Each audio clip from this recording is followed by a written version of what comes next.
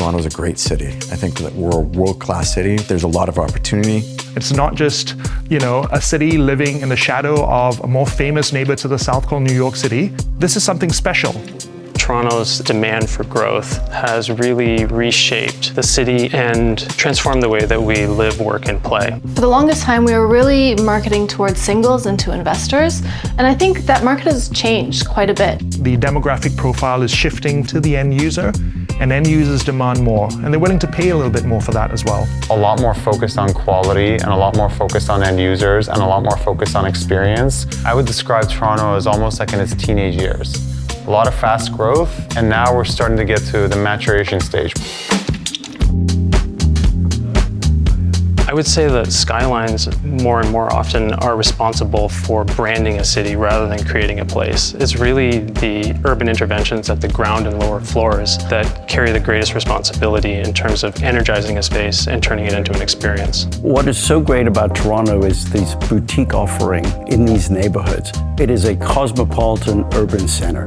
And what that means is there are fabulous restaurants around. There's transport. Whether you're enjoying the lake, Greenbelt, it is an amazing balance. To me, luxury is walkability. To walk out of my door and walk half an hour to my office, to pop into the art gallery on my way home.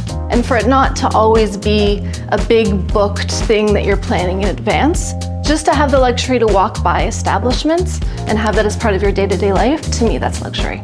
Earlier on, for when I came here, the idea of luxury was more a gesture of a dramatic lobby or an impressive facade. But over the time of being here, you realize that it's more about permanence and precision. It's the way that things come together, materials, it's access to light, it's the way that we actually craft these spaces and the way that people live in them.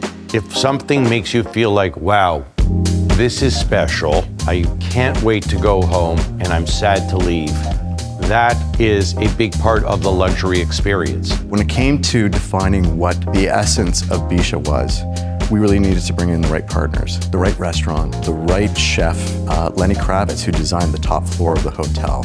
It's bringing all those components together that really made Bisha what it is today, and you couldn't be prouder every time I come back to it. Buying into a Frank Gehry building is like buying a piece of art. The artistry of his creations will never be forgotten. Take Forma, for example. We're nearly 90% sold because of the appreciation of Frank Gehry's design. I think attracted both investors and end users. People are very interested in authenticity. It's the accumulation of every single detail that creates a lifestyle that can be as good, if not better, than living in a $30, $40 million home that they currently live in. Buildings get their own reputation. They're their own little ecosystems. And I think that it's very important when you're thinking of a building and you're thinking of its longevity, what you're creating as its ecosystem right from the get-go.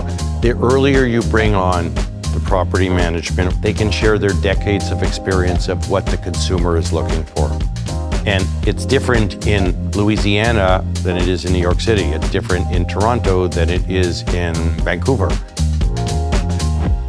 Luxury living is all about understanding the person you're serving. What matters most to them? Understanding what they care about, why they've chosen to live what they live, and a team that knows how to serve them in their homes and their lives. More and more people value privacy, discretion, especially at the upper end of the market. It is about that seamless delivery, quiet service. It's there for you when you need it. It is proactive, it is anticipatory. You want to feel like this is your home. You want to feel they know your name, they welcome you. You want people who manage fiscally responsibly, make intelligent decisions on behalf of all the unit holders. We're in a business serving humans. We're part of their lives. And so what hasn't changed is understanding that and our appreciation. However, what has changed is expectations have risen.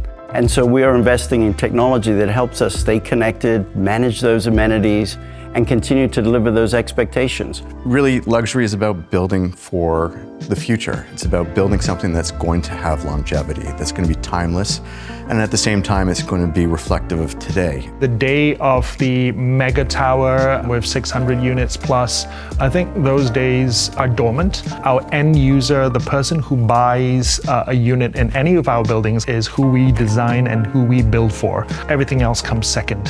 What's important to us is that we create spaces and we create homes and we create buildings and architecture that people are going to love. If it's loved, The way good design is loved, the way good art is loved, we've done what we set out to do.